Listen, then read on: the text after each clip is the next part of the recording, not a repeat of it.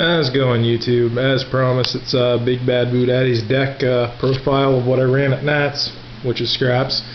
A little bit has been altered since my previous build, and I'll go over a few of my tech choices in it, and a few of my choices I have in my side deck as well, and I'll tell you some of the matchups I went against and stuff like that. But without any further ado, let's get this going. Obvious is obvious. If you're running scraps, you run triple chimera. For obvious ass reasons. I mean, just read the card. I'm running double beast because 3 beasts was ended up getting clogged. I'd end up getting a third one in my hand, or I'd end up getting him just, throw out on the field to take a hit, and it really could have been something better. So I took him to 3, and it's been working wonders for me. Same as putting Goblin here at 2. It's also worked really well, which I'm not saying drawing into Goblin's a bad idea or anything, because you just, he's basically like a Spirit Reaper, a weaker version of Spirit Reaper, but still he can hold off an oncoming swarm that would otherwise kill you. Triple Tengu, just because this thing is like god of TCG exclusives. It's so good. Just gonna make me cry when they put it to 2 because of supposed rulings on the OCG for Exceed monsters. Double Veiler, I was tempted to take this to 3, but 2's kind of been good because I play tested around with 3 a little bit, and it ended up getting clogged in my hand. And not to mention I'm running double chain or Fiendish Chain, so that also could be technically another Veiler stopping effects. Double Sidra, easy scrap twin dragon, and since this is mained, I can have an opt-out for side decking in against Katakuri Plants, which I did not see at Nats at all. No one was running the Katakuri build. 1 Summoner Monk, because this was a scrap Orthros. Sorry for the glare, guys. But Orthros was getting dead in my hand. Like, I could not do anything with him, so I ended up opting this out. I haven't play tested much with it yet, but so far it's been really good. Blackwing Zephyros, the Elite. This guy's pretty awesome. He's let me go into instant scrap dragons pretty easily with either returning a Decree or a Fiendish Chain. Sometimes it's been like a scrap Beast, or even Goblin has been returned to my hand. I've ended up making some pretty awesome plays with him. But definitely he's a must. He's a really good card. And then on to the one monster that throughout the entire Nats weekend, everybody was dogging, saying he's a garbage card, he's trash, terrible, all this other stuff. Mechlord Emperor Granel. Or Granel if you want to go the English route. But no, this guy had won me so many games over National Championship weekend, and with Tengu Plants being abundant, he's really good, and especially in scraps in this build, because you're constantly destroying your other stuff, and it's just all over good. Like, I can't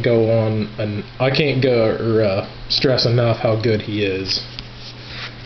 Which got me, because in Last Chance qualifiers, which ended up getting me this mat, as well as the 6 hands, and getting into Nats itself, was telling me how terrible Granel was, and it ended up costing him a game with me too, which we had for fun, and it just didn't pay for him to open his mouth on that.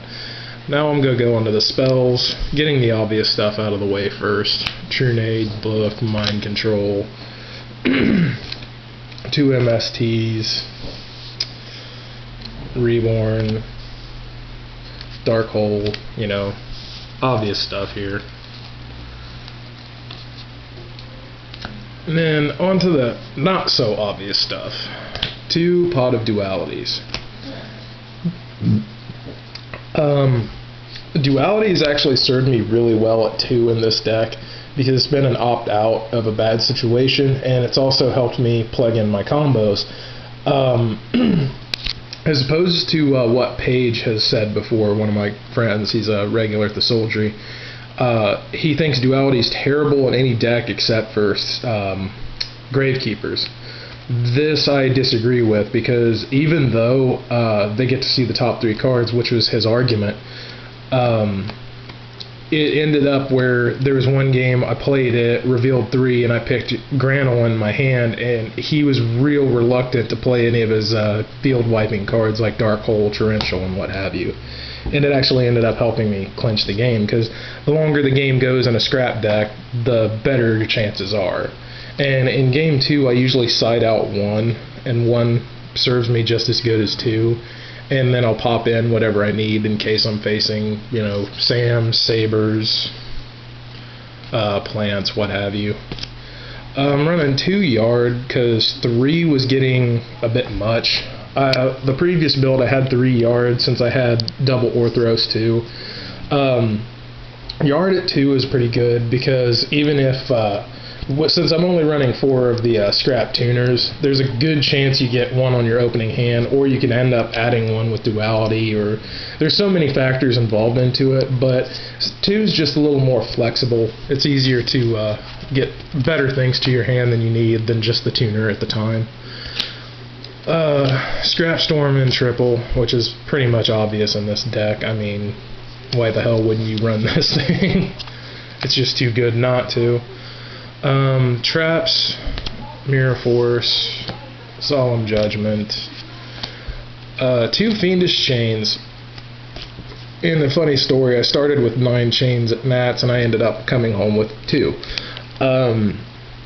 But overall, this card's really great. I've never seen a problem with it, and I've always praised it. Even like the first time it ever came out, I was always plugging it. I didn't think it was a bad card. Everyone else said otherwise, and then out of nowhere, magically it becomes popular again, and it jumps from like maybe $1 rare to $10 at a time. So I mean, it's a really good card. Pretty much any deck can really benefit from playing even 1 of them, but 2 in this deck is pretty good. 2 Solemn Warnings, and then this is going to be another one I'm going to go over. 2 Royal Decrees, because Aaron Van Ross, some of you guys watching this video, if you know him or if you know of him through me, is Demon God Asura on IRC and Yu-Gi-Oh! Wikia. He's an alright guy. I mean, his choices as far as text and everything are kind of questionable.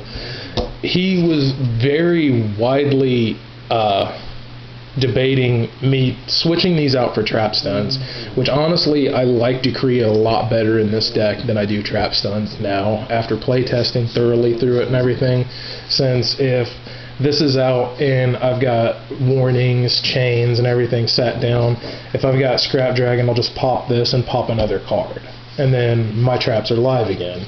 Whereas in Aaron's case, he's running Sabers, which you can't really destroy your own back row that much with Sabers unless you Huan Lei yourself, but you're going to be minusing yourself too, so it's kind of one of those pick your poison things and, preferences. Alright, I'm going to go on to my side deck. Torrential Tribute. This is actually done really good as a side card, because there's been a lot of times where I don't want to just pop the field because I'm getting overrun or anything, and I want to play more defensively and be more observant of what's going on, rather than just rush to destroy, so that way I'm not going to get smacked really hard or anything along those lines. This would just mainly go in if you're going up against Sams and other stuff that really, swarms the shit out of you. Next one is Closed Forest. It's a really great card for going up against Gravekeepers, which oddly enough I did not run into any of them at Nats weekend.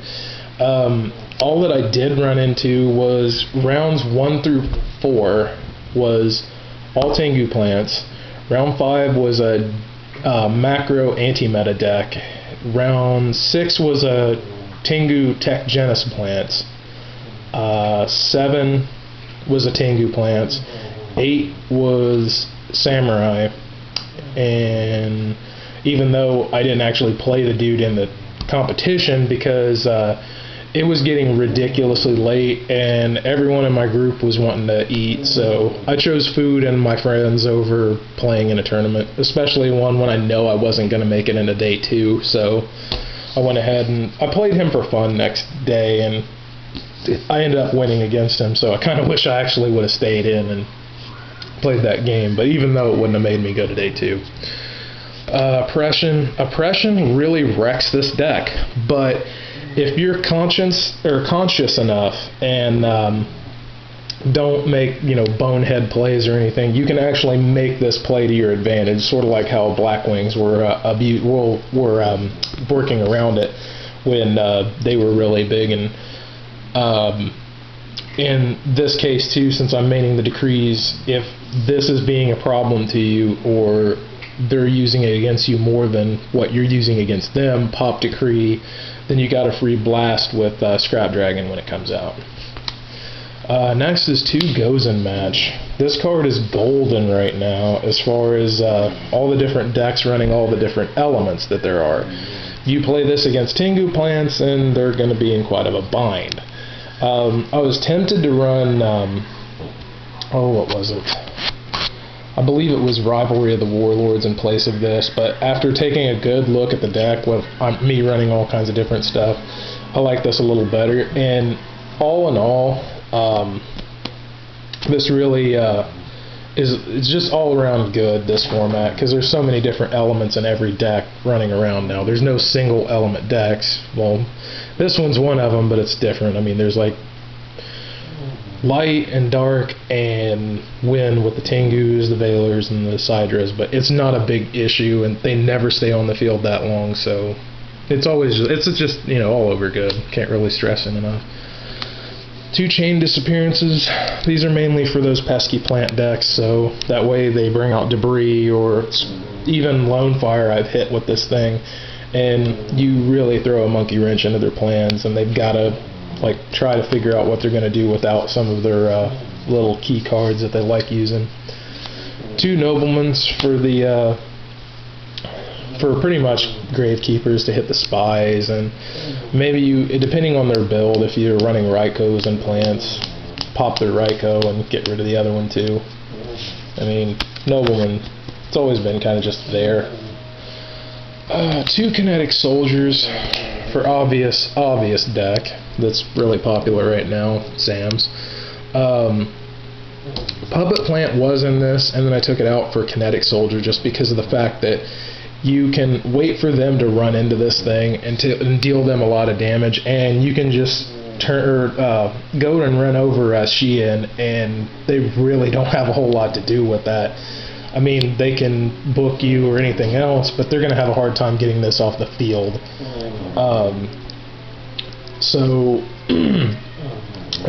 With Puppet Plant, Debunk is pretty much in a lot of 6 Sam sides, so game 2 or 3 they're probably going to anticipate you using Puppet Plant, so they're going to side the Debunks. So this is just kind of one of those things where it's more favorable to catch them off guard, because you catch them off guard and they're kind of like, well, how the hell am I going to answer to that? Next choice is 2 T-Kings. Thunder King's really great against Sabres and Sams too, because you put it against Sams and all of their toolbox cards, their Rhodas, are just done. Like, they can't do anything about it, and they're going to have to really try to run this guy over, because if they sink for Shia and just negate, it's gone, and it's just, they got to think to get out of a T-King. Last choices, 2 Fossil Dyna Pachycephalo. I think I pronounced that right. These guys have been wonderful ever since they came out, and they did me wonderfully at Nats. For example, one play I had was against a Tengu player, and I'm just going to say one of them's a book set, Dyna set. He's got Scrap Dragon up and a back row, and he plays Debris, brings back Dandy, goes to sink. He pops my other back row, which was a Gozen Match. He goes to activate Black Rose's effect to flip my monster. I chain Book, flip his Stardust, up comes Fossil Dyna, and kaboom, all of them are gone. And it's just really good. I mean, and with this deck, it doesn't rely completely on special summoning. You can easily make plays around Dyna. It's just really good. It's the same concept with the Oppression. Now I'm going to go over my extra deck, which is pretty straightforward stuff again. Trish, because he's there, he's good. You can make plays with him. You can actually synchro into him in this deck. Triple Scrap Dragon, since, you know, this is a scrap deck. Put 2 and 2 together. Cat loves food. Scrap Twin Dragon. I'm running deuces of him, since easy into it with Sidra and Scrap Beast. And plus he's really big, so the 6 Sam guy I ended up playing, he had a hard time getting around Scrap Twin, since I ended up playing him pretty early game. I snatched his Sheehan. Stardust, Autograph Stardust by Greg Abbey. Nice.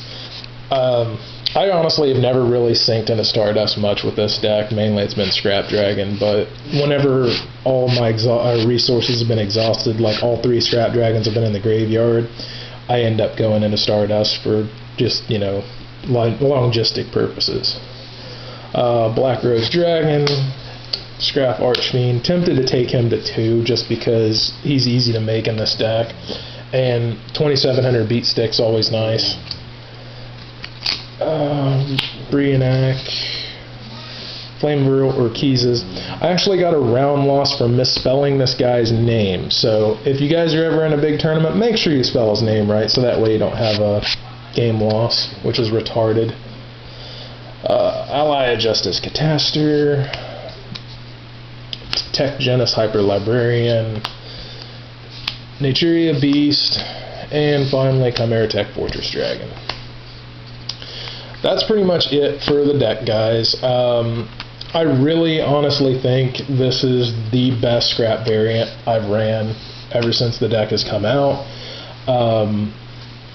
I dare say probably the best one out there. I mean, there's builds better than this one, I'm sure, but as far as like what you can muster and just overall, like I want to say maybe consistency, this deck's really consistent. You can either go explosive and go crazy on them, or you can hold back and wait and see how things play out, you know, just test the waters.